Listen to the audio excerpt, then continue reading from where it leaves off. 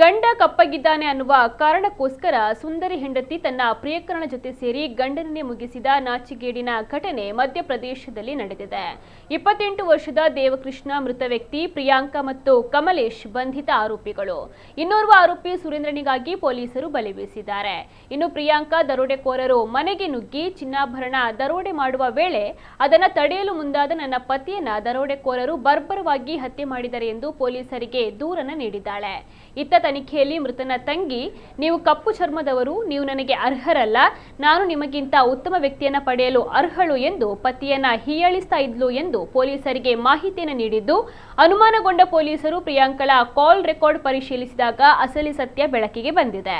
ಪ್ರಿಯಕರನ ಜೊತೆ ಸೇರಿ ಸಂಚು ರೂಪಿಸಿ 1 ಲಕ್ಷ ರೂಪಾಯಿ ಸುಪಾರಿ ಕೊಟ್ಟು ಕೊಲೆಯನ್ನು ಮಾಡಿಸಿದ್ದಾಳೆ. ಈ ಬಗ್ಗೆ ಕೊನೆಗೂ ಮಹಿಳೆ ತನ್ನ ತಪ್ಪನ್ನು ಒಪ್ಪಿಕೊಂಡಿದ್ದಾಳೆ.